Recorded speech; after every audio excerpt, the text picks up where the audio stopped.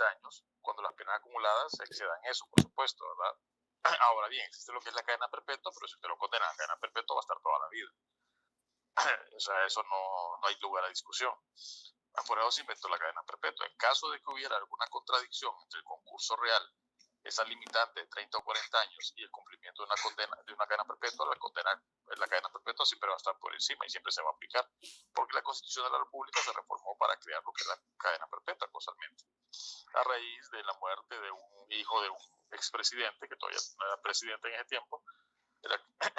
A la raíz de la muerte de esa persona, pues el delito de secuestro cambió y se colocó lo que es la cadena perpetua, y desde ahí pues empezó a formularse una pena de cadena perpetua para varios delitos.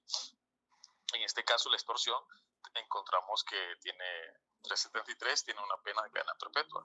Si alguien fuera condenado a cadena perpetua, pues él tiene que cumplir su condena de por vida, ¿no? Entonces, cuando hablamos de concurso real, lo que habíamos dicho de concurso real es que habíamos establecido diferencia entre concurso real, ideal, delito continuado y delito en masa. Y habíamos dicho que el concurso real resulta cuando una persona comete varios delitos, hay una pluralidad de delitos, y esta pluralidad de delitos son de distinta naturaleza o similar naturaleza. Lo importante es que los delitos puedan ser juzgados en un mismo proceso. Entonces, por ejemplo, alguien que entra a una casa, mata, viola, roba, entonces a esa persona, pues lógicamente, si es capturada, después de cometer todos esos delitos, se le va a aplicar un concurso real. Y en este concurso real, como implica una sumatoria de penas, entonces esta sumatoria de penas puede llegar a una cantidad de años muy alta, ¿no? He puesto ejemplos de personas conocidas o gente desconocida que han sido condenadas a 800 o 1200 años, o 200 años, o 300 años en concurso real. Entonces, el artículo de concurso real pone una limitante para que estas penas acumuladas, aunque se pueden acumular a 500 o 1000 años, la cantidad de años que sea, solo esté 30 años la persona o 40 años. Puede estar 30 o 40. ¿Cuál es la diferencia? Bueno, si dentro de los delitos que él cometió fue condenado a un delito más de 20 años. ¿Qué quiero decir con eso? Si hablamos de un concurso real, significa que la persona cometió varios delitos. Y si dentro de ese rosario de delitos, o ese abanico de delitos, la persona cometió un delito que tenga una pena arriba de 20 años, entonces, pues va a estar hasta 40 años. ¿Qué quiero decir con eso? Cuando usted es condenado a un delito, por varios delitos, o por alguna acusación, y es sentenciado y condenado, el tribunal de sentencia a usted le dice: lo condenamos por el delito tal a tantos años, al delito tal por tantos años, el delito tal por tantos años. Entonces vamos a suponer que dentro de los 5 delitos que usted cometió y que fue condenado, hay uno que tenga 25 años. Entonces, por el delito A, 5 años, por el B, 6, 8, 10, 12, 15, y el inciso E, por el delito E, 25 años. Desde ese momento, y vamos a suponer que la sumatoria de los 5 delitos en concurso real me da 100 años. Usted va a estar 40 años privado de libertad. ¿Por qué? Porque uno de esos 5 delitos tiene una pena arriba de 20 años. Ahora bien, si usted es condenado a 100 años en concurso real por 6 delitos que cometió, y todos son con penas menores a 20 años, quiere decir que usted solo va a estar 30 años. Pero eso solo es para concurso real. En caso, el concurso real es el único que se suma, nada más. Ya lo que es el concurso ideal, pues no se suma. El concurso ideal no le va a aparecer una pena arriba de 100 años, o una pena arriba de 30 o 40 años, bien difícil. Pero en el concurso ideal ya sabemos que se calcula la pena aumentándole un tercio al delito que tenga la pena más alta. El delito continuado, igual, ya habíamos hablado de la mitad superior hasta un tercio que se puede aumentar en un delito continuado, y el delito en masa se le aumenta 2/3. Pero solo para el concurso real está esa situación. Ahora bien, pudiera darse la circunstancia donde alguien cometa, por ejemplo, 5 delitos de extorsión, por decir algo, y dentro de los 5 delitos de extorsión hay uno que tenga cadena perpetua, porque los delitos de extorsión pueden tener una pena de cadena perpetua o una pena bueno, tendría que ver el 373, pues la pena de 10 a 20, ya le digo.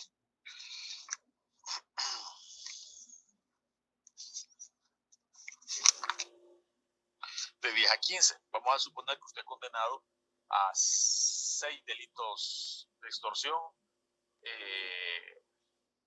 ¿cómo se llama? En concurso real, y que es, por esos 6 usted sea condenado 15 años cada uno. ¿Okay? Me dan 90, digamos. Y está condenado también por un séptimo, pero ya no es a 15 años por el séptimo, sino a cadena perpetua. Aunque sea un concurso real de delitos, ¿ok? Del momento en que hay cadena perpetua y usted es condenado por algún delito por cadena perpetua, usted va a estar toda la vida en la cárcel. Toda la vida. Entonces, no sé si a eso se refería.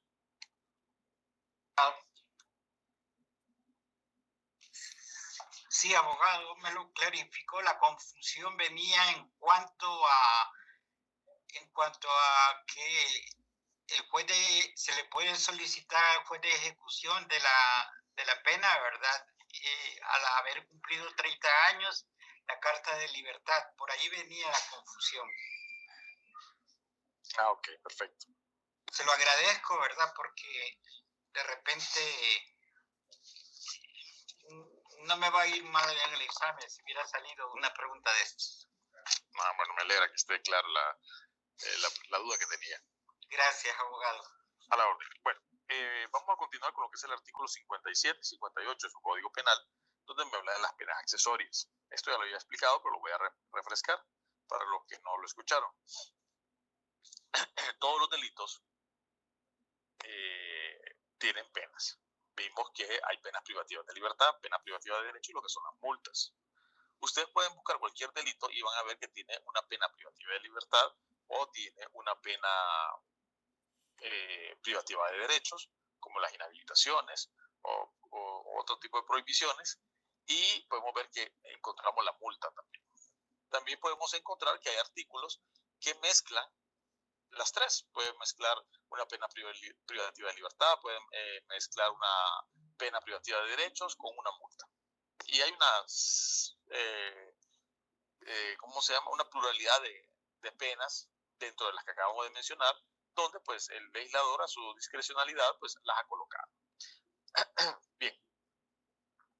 Pero hay penas que son accesorias. Estas penas accesorias siempre van a ir con respecto a las penas principales, independientemente que no sean mencionadas en el articulado. Por ejemplo, lo que es la inhabilitación absoluta y la inhabilitación especial siempre van a ir con las penas privativas de libertad, siempre, aunque no se mencionen. Y, por ejemplo, si podemos observar en el delito de homicidio, que tiene una pena de 10 a 15 años, perdón, de 15 a 20 años, lo máximo que puede ser condenado a esa persona es 20, lo mínimo es 15.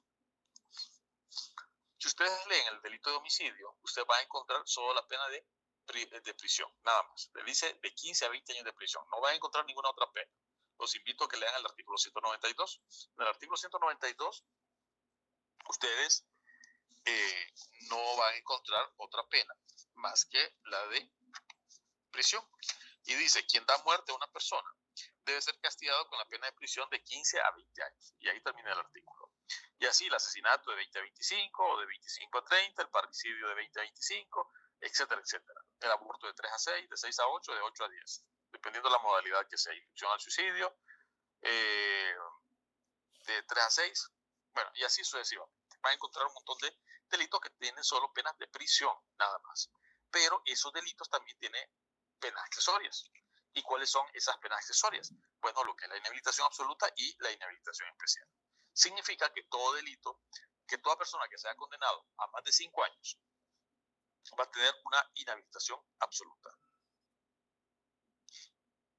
Y todos los que sean condenados que no exceda de 5 años, o sea, 5 años para abajo, va a tener inhabilitación especial.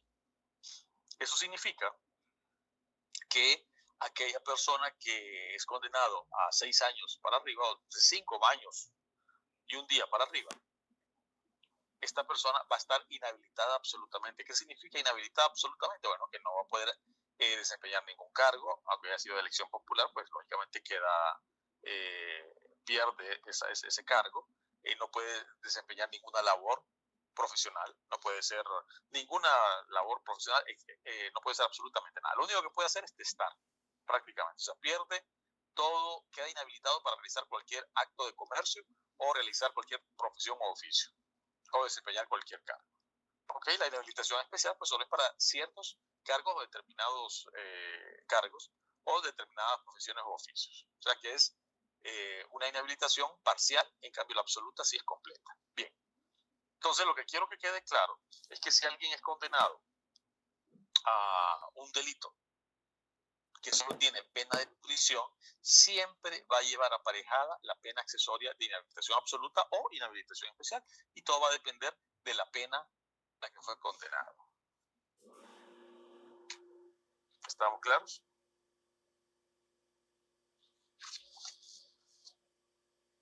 Siempre que quede abogado. ¿Mande? No le escuché. Siempre que tenga una pena, va a decir eso.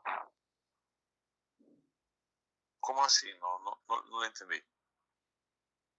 Lo último que dijo es que no lo escuché bien. Que toda condena siempre va a llevar aparejada una inhabilitación absoluta o especial. Toda pena privativa de libertad lleva una inhabilitación, una pena accesoria, que puede ser inhabilitación absoluta o inhabilitación especial, y todo va a depender de la pena que haya sido condenada la persona. Si es 5 años o menos de 5 años. Por ejemplo, si yo les dijera, fíjense que fulanito enfrenta una pena de 5 a 7 años por el delito de privación de ilegal de libertad, que es el artículo 235. ¿Qué significa eso? ¿Ok? O sea, él va a ser, ¿cómo se llama? Condenado a una pena de 5 o a 7 años, si en caso de que se haya encontrado culpable. Entonces la pregunta sería, ¿cuál pena accesoria debería llevar este individuo? Absoluta. ¿Por qué absoluta?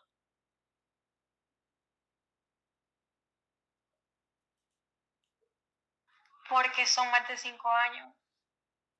Ok, pero dice de 5 a 7. ¿Qué pasa si es condenado a 5? ¿Siempre sería absoluta?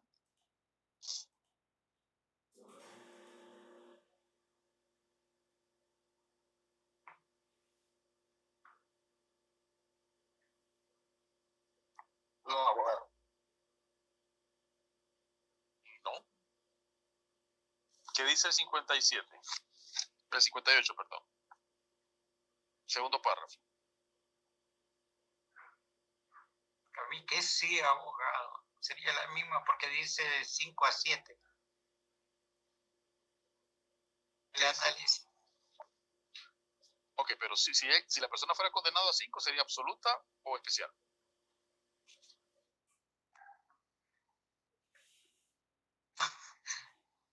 Si es a 5, sería especial, porque especial es de 5 años o menos. Entonces, si son exactamente 5, sería especial, creo yo. Okay. Pero según el artículo abogado dice que si llevan por...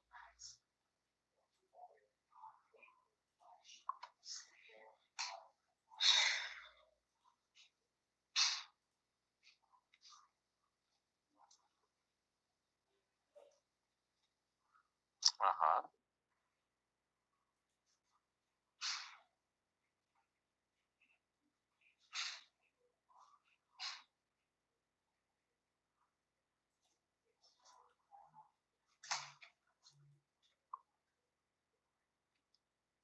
¿Ya leyeron el artículo? ¿Qué dice entonces? Ay, disculpe, abogado, que no le respondí, pero que no estuve en la clase de ayer, entonces, perdón.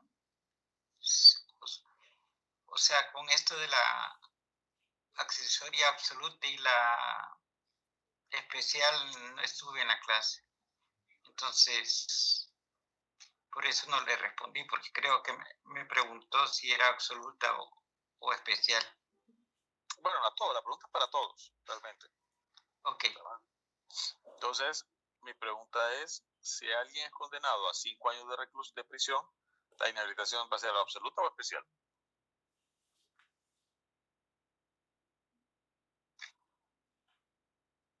Especial, abogado. ¿Por qué? Especial, abogado. ¿Por qué? Porque usted mencionó que iba a ser inhabilitada absoluta de 5 años un día. Ujú. Entonces, si solo son 5 años, sería inhabilitación especial. Ok. ¿Qué dice el segundo párrafo del 58 en relación a lo que usted acaba de mencionar?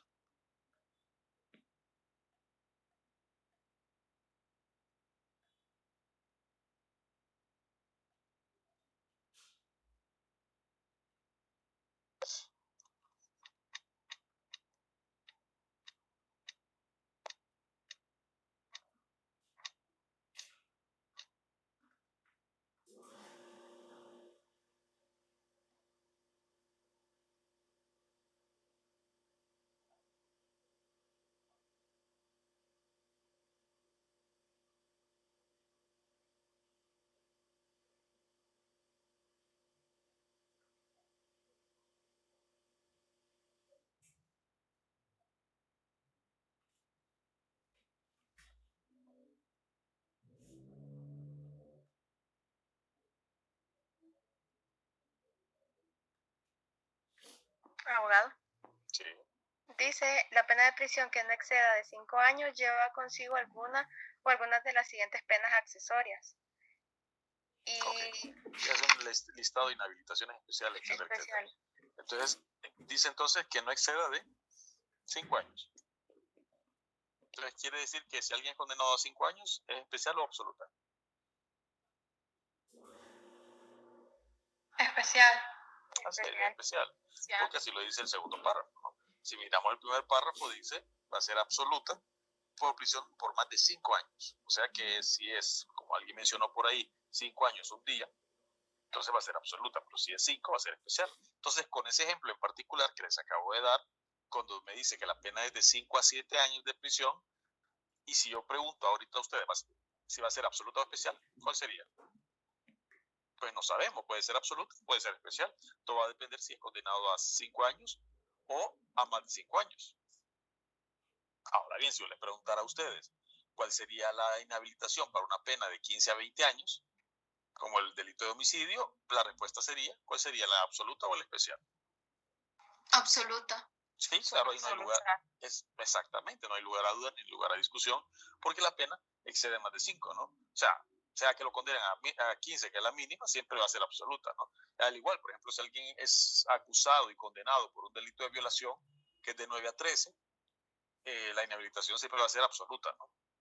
Y tiene lógica. Si ustedes van a la cárcel por más de 5 años, que va a ser la inhabilitación absoluta, ustedes tienen prohibido hacer cualquier cosa. Me acuerdo, por ejemplo, un alcalde que fue acusado por X delito y en la cárcel estaba llevando, ¿cómo se llama?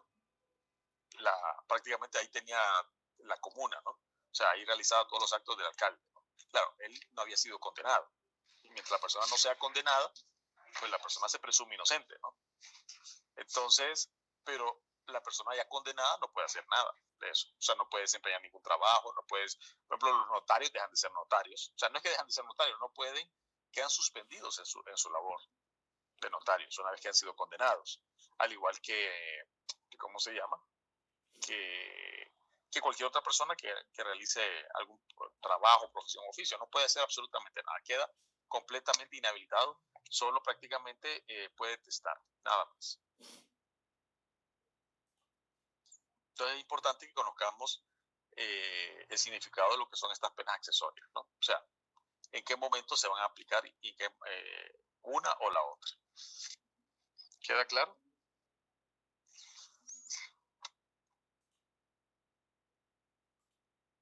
Bien, siempre relacionado con el delito, porque lo que estamos viendo ahorita es todo lo relacionado con el delito. Entonces estamos viendo, aparte de los elementos del delito, que ya lo vimos en el segundo parcial, estamos viendo lo que son las formas de participación en el delito, autores y partícipes, donde tenemos al cómplice y el inductor, y también estamos viendo las formas de ejecución del delito, o sea, el iter criminis, o el proceso criminal, donde tenemos actos preparatorios, donde tenemos lo que son la tentativa, ya sea acabada o inacabada, y donde tenemos el acto consumado, ¿no? Para los delitos de resultado. Pero también estamos viendo en este momento que dentro de las penas, que ya sabemos que existen 3 tipos de penas de acuerdo a su naturaleza, que son penas privativas de derechos, penas privativas de libertad y lo que son la multa, que son los 3 tipos de penas diferentes por su naturaleza. Estamos viendo dentro de esas penas las penas accesorias, que siempre van a ir aparejadas con las penas privativas de libertad. O sea, siempre van a acompañar estas a las penas privativas de libertad, aunque el artículo no lo diga, como el caso del homicidio, violación, robo, etcétera, que solo habla de la pena privativa de libertad. Pero ustedes ya saben que todo delito que tenga una pena privativa de libertad va a llevar aparejada la inhabilitación absoluta o la inhabilitación especial. Todo va a depender de la sentencia. O sea, si la sentencia es 5 años para abajo o 5 años para arriba, ¿no? Abogado, solo para reconfirmar una pregunta. Sí. Esta inhabilitación solo es dure la pena, el cumplimiento de la pena. Una vez que quede libre, puede volver a sus funciones. Bueno, hay ciertos delitos donde me dice que la inhabilitación puede durar el doble del tiempo. Por ejemplo, hay ciertos delitos contra la administración pública donde las penas pueden durar el doble del tiempo.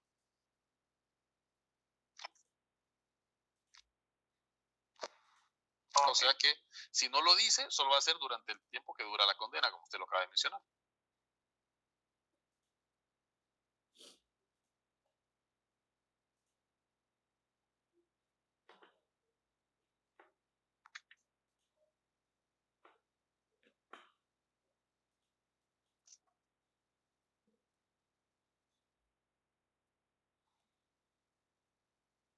Okay. Bien. Por ejemplo, el artículo 484 de su Código Penal, que habla del enriquecimiento ilícito, me dice que el funcionario empleado público que incremente su patrimonio, va a tener una pena de 4 a 6 años, las penas de prisión de 4 a 6 años. Multa por una cantidad igual o hasta el triple del enriquecimiento ilícito, obtenido e inhabilitación absoluta por el doble del tiempo de la condena de prisión. Entonces usted puede ver en este tipo de delito que tenemos los 3 tipos de pena. De penas privativas de libertad, de derechos y multa. Y aquí en la pena, ¿cómo se llama? Aquí la inhabilitación ya no es una pena accesoria, sino que es absoluta. ¿Por qué es una pena principal la inhabilitación absoluta en este caso? Porque el artículo lo menciona. Si no lo mencionara, sería accesoria, siempre y cuando hubiera una prisión, accesoria a la prisión. No sé si me voy a entender. No. Ok. Voy a decirlo un poquito más lento. Hablo muy rápido a veces. Todo delito que tiene pena de prisión va a tener una pena accesoria si el artículo no lo dice. ¿Y cuál es esa pena accesoria? La inhabilitación absoluta o inhabilitación especial. Hasta ahí estamos bien, ¿no? Por ejemplo, en el homicidio, en el artículo 192, cuando lo leímos, solo habla de pena de prisión de 15 a 20 años. Ok, como menciona una pena de prisión, siempre va a llevar una pena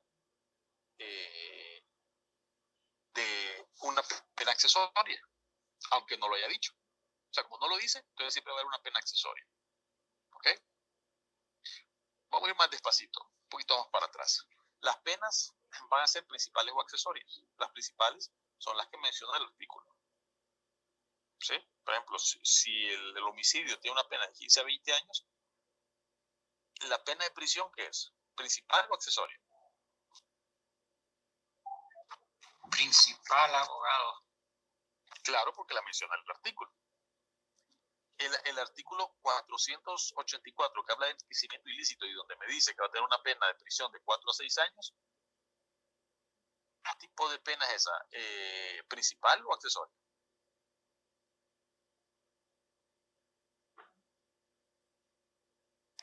¿Podría repetir la pregunta, abogado?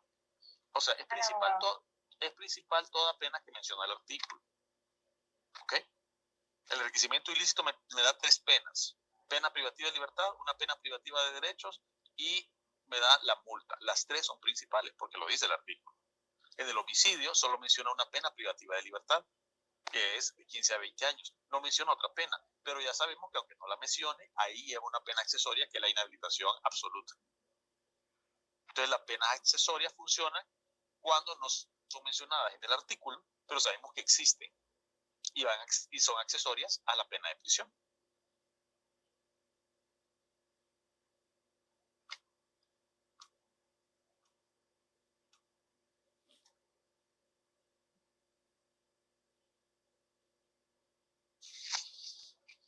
Por ejemplo,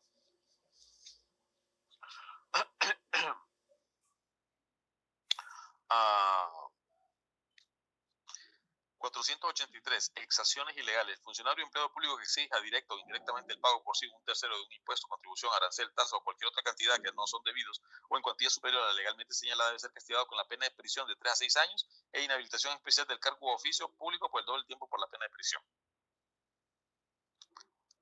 ¿Cuántas penas menciona el artículo acá? ¿Una, dos o tres?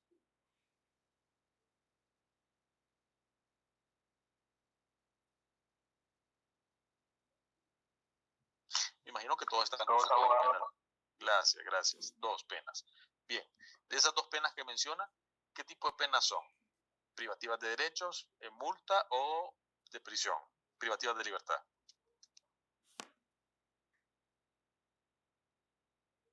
Privativa de libertad.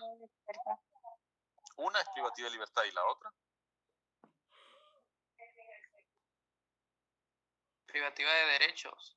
Gracias. Exactamente, privativa de derechos. Entonces, multa no existe para esta pena. O sea, solo existen esas 2 penas. Bien. Entonces, me menciona una pena de prisión o privativa de libertad que es de 3 a 6 años. Y me menciona una pena de inhabilitación especial. Pregunta, ¿esta pena de inhabilitación especial que menciona el artículo es accesoria o es principal?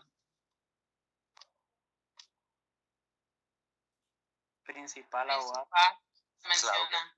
Claro que es principal porque la menciona. Ahora bien, si vengo yo y vamos a ver. Vamos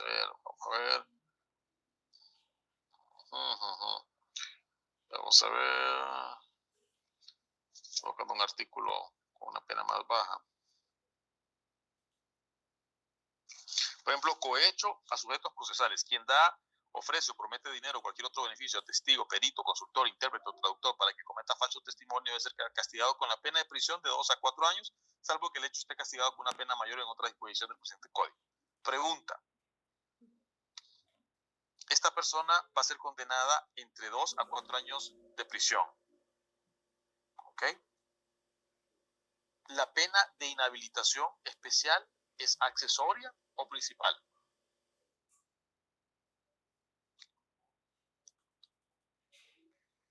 Accesoria.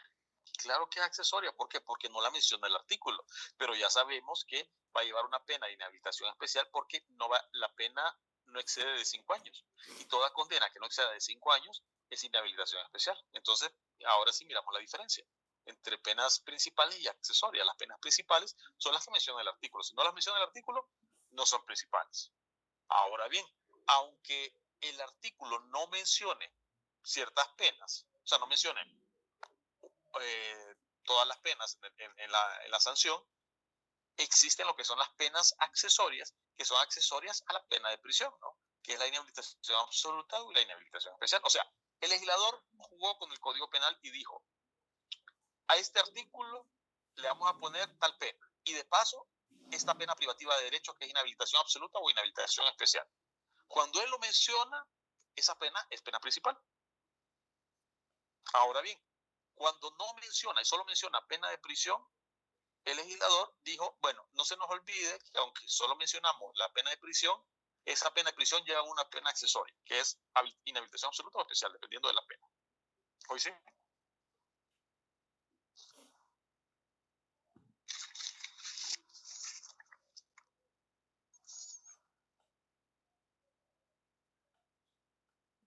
Leamos el artículo 57, dice penas accesorias. Las penas de inhabilitación son accesorias en los casos en que no estando previstas específicamente un delito, la ley declara que otras penas la llevan consigo.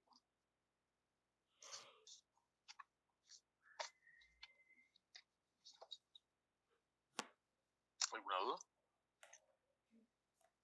Abogado, tengo una consulta. Sí. Bueno, en el artículo 58 dice penas accesorias de inhabilitación absoluta y especial. Y dice, Sí. la pena de prisión por más de 5 años, lleva consigo la inhabilitación absoluta. ¿Cierto? Entonces, si me voy al delito de enriquecimiento ilícito, a mí me dice que puedo ser condenado a la pena de prisión de 4 a 6 años y además una inhabilitación absoluta. Pero como me dice que para hacer inhabilitación absoluta deben de ser más de 5 años, mi duda surge aquí, que si en este caso de enriquecimiento ilícito soy condenado a 4 años, independientemente que no sean más de 5 años, siempre va a ser inhabilitación absoluta. Así es. Ok, gracias, abogado. ¿Por qué? Porque el legislador ya la puso como pena principal.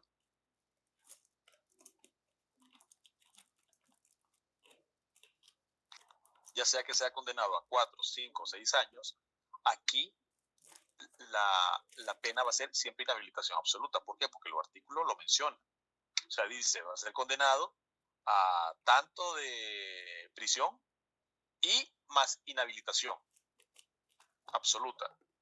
No sé si dice por doble del tiempo o solo por inhabilitación absoluta por el tiempo que dure la condena. ¿Cómo dice el artículo? Por doble del tiempo, abogado. Bueno, entonces si es condenado a 4, ¿cuántos años de inhabilitación absoluta le va a tocar? 8. Así es, 8. Pero desde el momento en que el artículo menciona que hay una inhabilitación, esa es una pena principal. Las inhabilitaciones solo van a ser accesorias cuando el artículo no las mencione. ¿Sí?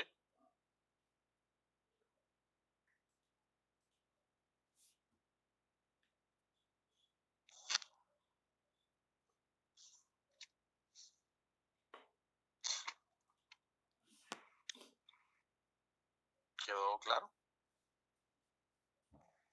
Sí. Ok, sí, perfecto. Ok, espero que sí. Eso viene en examen. Bien. Si leemos el artículo 17 del Código Procesal Penal para ver quién tiene el carácter de víctima.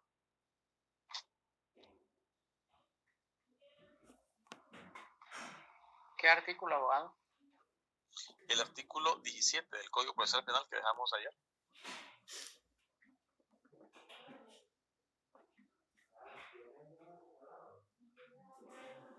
Tenemos otra oficina, pero por lo conveniente que esa forma,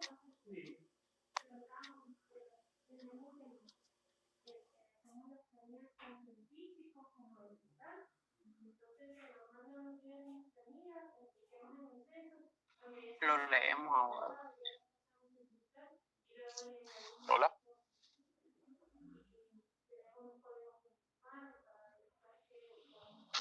De víctima. 1. El directamente ofendido por el delito, incluyendo el Estado y demás entes públicos o privados. 2. El cónyuge o compañero de vida, los hijos, los padres adoptivos, los parientes dentro del 4º grado de consanguinidad o 2º de afinidad, y los herederos en los delitos cuyo resultado haya sido la muerte del ofendido, y los socios respecto de los delitos que afecten a una sociedad mercantil, civil y los comuneros con respecto al patrimonio pro indiviso. Ok. El artículo 17 de su Código Procesal Penal es importante porque ya me dice quién tiene el carácter de víctima. Y esto lo es importante por lo que vamos a ver a continuación. Entendemos que víctima, cuando creemos, fulanito fue víctima de un delito, creemos que solo es víctima al que le robaron o al que lo mataron, ¿no? No. Aquí decimos, sí, víctima pueden ser varios. Uno puede ser el directamente ofendido, como es el caso del numeral 1, dice. El directamente ofendido por el delito, incluyendo el Estado y demás entes públicos o privados, ¿sí? Esos son los que tienen carácter de víctima. Pero aparte del directamente ofendido, en este caso, si alguien, imagine que matan a la abuelita de fulanito,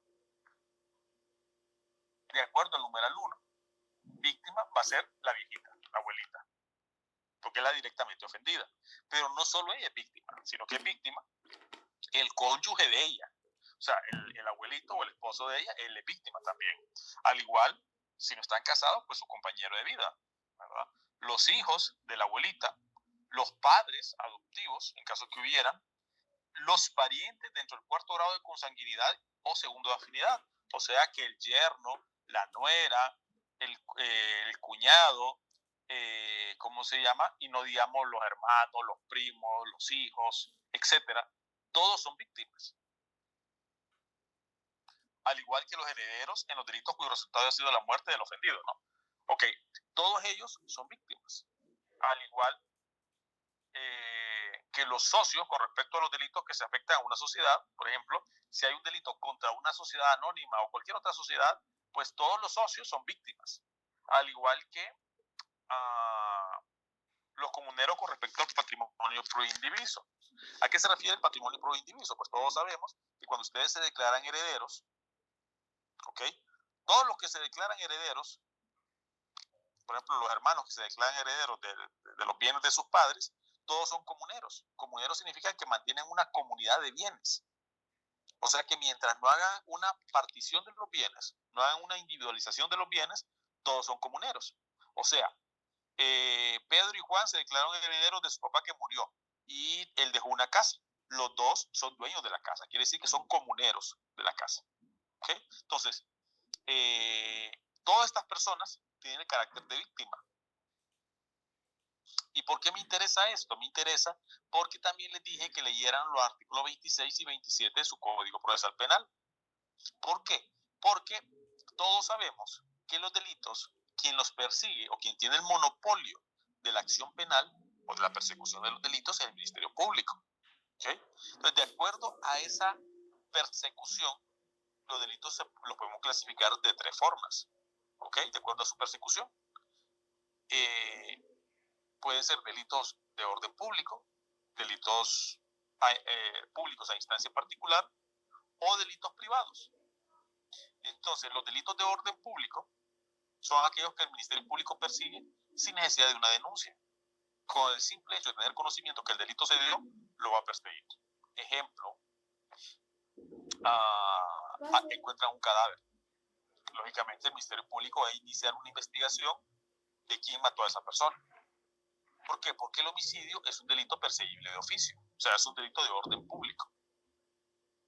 Pero también existen delitos de orden público a instancia particular. ¿Qué significa eso? Que son delitos que solo van a ser perseguidos si la víctima pone la denuncia. Si no pone la denuncia, no va a ser perseguido. ¿Ok? Por eso, y existen también delitos que son privados. ¿Qué significa eso? Pues todavía significa que estos delitos el Ministerio Público por regla general no los va a investigar. Bueno, por regla general, perdón, no va a presentar un requerimiento fiscal. Significa que la víctima tiene que contratar un abogado y presentar una querella. No sé si han escuchado esta palabra, querella. La querella es para los delitos privados. Las demandas sabemos que es para materia civil, ¿no? Pero cuando hablamos de delitos, se habla de requerimiento fiscal. Los requerimientos fiscales son los que presentan los fiscales. Las acusaciones que presentan los fiscales, por ejemplo, contra Marco Bográn, contra Kevin, contra la ex primera dama, se llaman requerimientos fiscales. El requerimiento fiscal es la acusación que hace el Ministerio Público. Ahora bien, por los delitos privados no se llama requerimiento fiscal porque no lo hace el fiscal, lo hace el particular. Contrata un abogado y presenta una querella. Una querella es una acusación de delito privado. Cuando ustedes escuchen, que fulanito fue querellado, que sutanito presentó una querella, lo que está diciendo es que fulanito presentó una denuncia o una acusación, mejor dicho, por un delito privado y lo presenta de un solo del tribunal de sentencia. Entonces, el artículo 26 y 27 de su Código Procesal Penal me da el listado de los delitos que son de orden público a instancia particular, que es el 26, y el 27 me dice cuáles son los delitos privados. ¿Por qué no mencionamos los delitos de orden público? ¿Ok? No los mencionamos porque, primero, es la mayoría de los delitos que conforman el Código Penal. Por eso, solo describimos aquellos delitos que son a instancia particular y privados, que son la minoría. Y es más fácil enumerarlo, por eso están enumerados en el artículo 26 y 27. Quiere decir que todos los delitos que no están contenidos en el 26 o 27, normalmente van a ser de orden público. Entonces, si leemos el artículo 26, y alguien me lee el artículo 26, el listado de los delitos que están ahí, esos son los delitos de orden público e instancia particular. Y si alguien lo lee, por favor. Artículo 26. Acciones públicas dependientes de instancia particular. Los siguientes delitos solo podrán ser perseguidos por el Ministerio Público en instancia de la víctima. 1. Las lesiones leves, las menos graves y las culposas. 2. Las amenazas. 3. El estupro, el incesto, el rapto, los abusos deshonestos cuando la víctima sea mayor de 14 años. Antes de esta edad, el delito será perseguible de oficio por el Ministerio Público. 4. El hurto de bienes cuyo valor no exceda de 10 veces el salario mínimo más bajo vigente en la región del país en que se haya cometido el delito. 5. La estafa y otros fraudes, excepto cuando el sujeto pasivo sea el Estado, en cuyo caso la acción puede ser ejercida igualmente por la Procuraduría General de la República. 6. La usurpación. 7. Los daños. Y 8. Los relativos a la propiedad intelectual o industrial y a los derechos de autor, excepto por lo establecido en el artículo 26-A. Ok. Ese listado que acaba de leer, compañero, es el listado de los delitos que son a instancia particular. Pero faltó algo importante, que es los últimos dos párrafos. Y dice, de los casos determinados en los numerales 1 y 2. ¿Cuáles son los 1 y 2? Bueno, las lesiones leves, las menos graves y las culposas y las amenazas. Dice, se exceptúan los de violencia intrafamiliar. ¿Ok? O sea que, si por ejemplo, alguien, todos sabemos que la violencia pueden haber lesiones, pueden haber amenazas, etcétera. Entonces, si es un delito de violencia intrafamiliar, o sea, si son lesiones que se dieron dentro de lo que es violencia intrafamiliar o amenazas, por ejemplo, el marido le dijo, te voy a meter la pala, hija de tantas, o viceversa, o al abuelo, porque la violencia intrafamiliar abarca a todos los miembros del núcleo familiar. Entonces, esas amenazas no van a ser contempladas como simples amenazas del numeral 1 y 2. O sea, quiere decir, en pocas palabras, que las amenazas y las lesiones bajo el aura del delito de violencia intrafamiliar van a ser de orden público. ¿Sí? Y aparte de eso, me dice el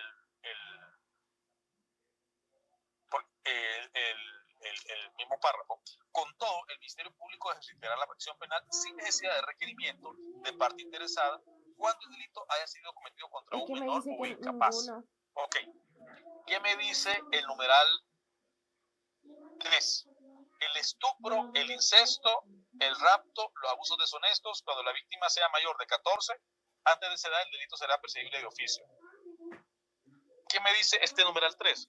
Bueno, ¿qué es el estupro? El estupro es mantener relaciones sexuales con un niño o niña entre 14 y 18 años. Claro, son relaciones sexuales consentidas. ¿Sí? Claro, sabemos también que después de los 18 años, o cuando un niño cumple los 18 años, deja de ser niño y se convierte en adulto. Por eso decimos que en materia, que en Honduras, por ejemplo, existen dos mayorías de edad. La mayoría de edad penal, que es a los 18, y la mayoría de edad civil, que es a los 21. Son dos mayorías de edad diferentes. Todos los que estamos en esta clase somos personas mayores de 18 años. Por ende, ya somos adultos desde el punto de vista penal. Para los que son jóvenes, más jóvenes que otros, que tengan 20 años, 19 años o 18 años, aunque ustedes no son mayores de edad civilmente, pero para el Código Penal ya son mayores de edad. O sea que si ustedes son condenados por un delito, ustedes van a ir a Támara o a cualquier o al POS o cualquier centro penitenciario, porque ya son adultos del punto de vista penal. Ahora bien, desde el punto de vista civil, lógicamente que tienen que llegar a los 21 años para poder alcanzar la mayoría de edad civil. Entonces, me dice el artículo, el estupro, el incesto, el rapto, el abuso deshonesto, cuando la víctima sea mayor de 14, o sea, que tiene que ser mayor de 14. Pero antes de esa edad, me dice, será perseguible de oficio. Pudiera entenderse entonces, que los delitos de estupro, incesto, rapto, si la persona tiene de 14 para arriba, no va a ser perseguido por el Ministerio Público sin una denuncia de la víctima. Pero hay una corrección abajo y me dice: con todo, el Ministerio Público ejercitará la acción penal sin necesidad de requerimiento interesada cuando el delito haya sido cometido contra un menor o incapaz. ¿Qué me está diciendo eso? Que no importa lo que diga el numeral 3, que pudiera entenderse de que los delitos contra los niños, cuando sea estupro, etcétera, etcétera, o incesto, como sea, pudiera entenderse que se necesita denuncia de se necesita que la víctima lo denuncie, entendiéndose por víctima el directamente ofendido y los familiares. El Ministerio Público en este tipo de delitos lo va a perseguir sin necesidad de denuncia.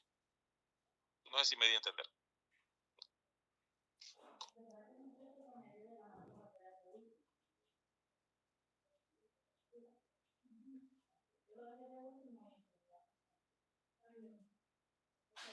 Hola. Sí, abogado. Ok. Bien. Si leemos el artículo 27, por favor, antes de que nos vayamos. A los delitos privados.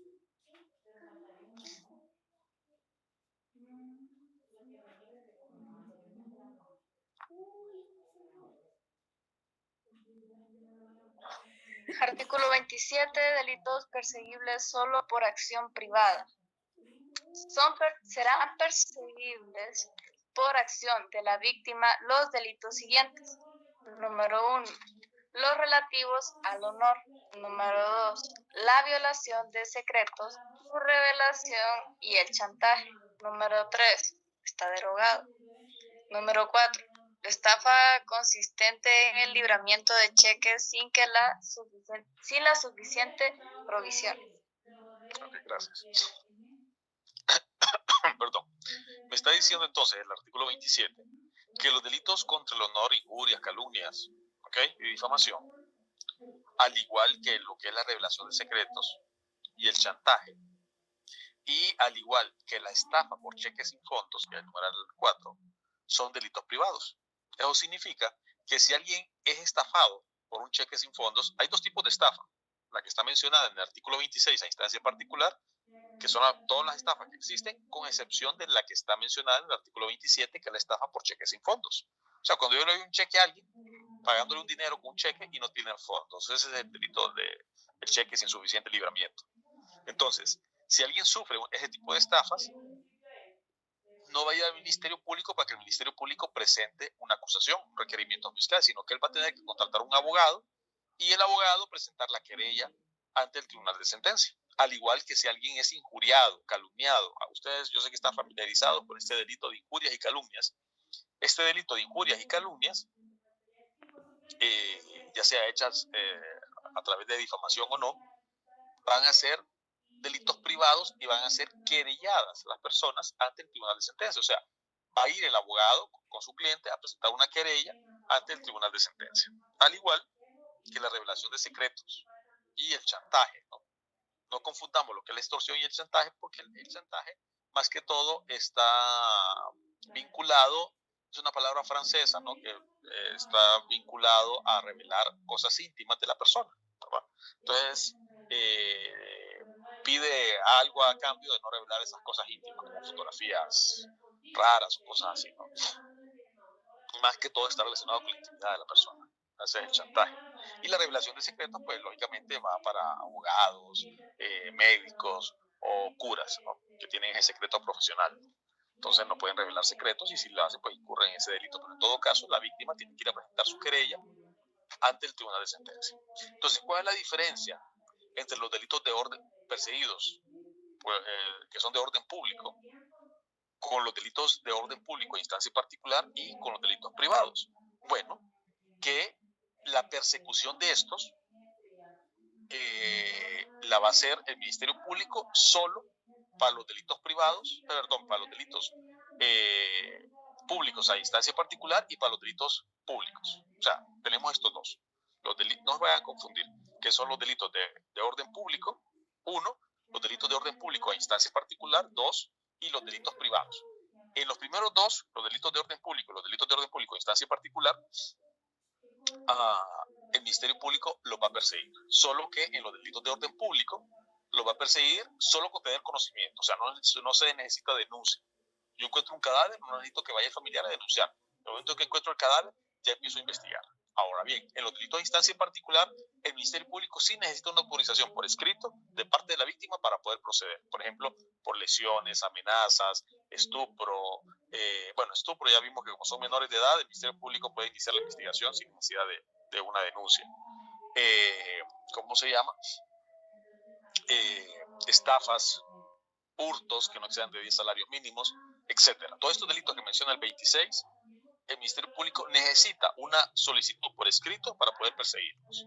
Y en los delitos de orden privado, el Ministerio Público, en el 99% de los casos, no se mete. O sea, no va a presentar ninguna acusación. ¿Queda claro? Abogado, ¿podría repetir los 3 tipos de delitos o sea, cómo son perseguibles los 3? Es que los delitos se pueden clasificar de acuerdo a su persecución en delitos de orden público, delitos de orden público en instancia particular y delitos privados. Si quieren, para no confundirse, solo le puedo poner de orden público, delitos de instancia particular y delitos privados. Porque cuando menciono delitos de orden público y después menciono el segundo numeral como delito de orden público a instancia particular, agregándole la colita a instancia particular, entonces se confunde. Entonces, pero es que así se llama, ¿no? Entonces, dar confusiones, delitos de orden público a instancia particular y privados. Gracias, abogado. Bien. ¿Alguna duda antes de que nos vayamos? Sí, no es duda, abogado, sino que yo le voy a mandar un WhatsApp. Pena de prisión más una pena de inhabilitación. Entonces, un delito puede tener las 3 penas. Puede tener la pena de prisión, de inhabilitación y de multa. O solo tener la pena de prisión. Si solo tiene la pena de prisión, siempre va a llevar la pena accesoria que se va a llamar inhabilitación. Y la inhabilitación va a ser absoluta cuando la condena exceda de 5 años y va a ser especial cuando no exceda de 5 años. Entonces, si el delito tiene una pena donde menciona la inhabilitación, entonces esa pena de inhabilitación es pena principal. O sea, ya lo menciona el artículo. Si el artículo no menciona una pena de inhabilitación, solo menciona la pena de prisión, esa pena de prisión siempre va a llevar accesoria una pena de inhabilitación, sea absoluta o especial, dependiendo de la pena. Eso es lo que me estaba diciendo el artículo 57 y 58. Pero cualquier duda la aclaramos mañana. Pasen feliz tarde.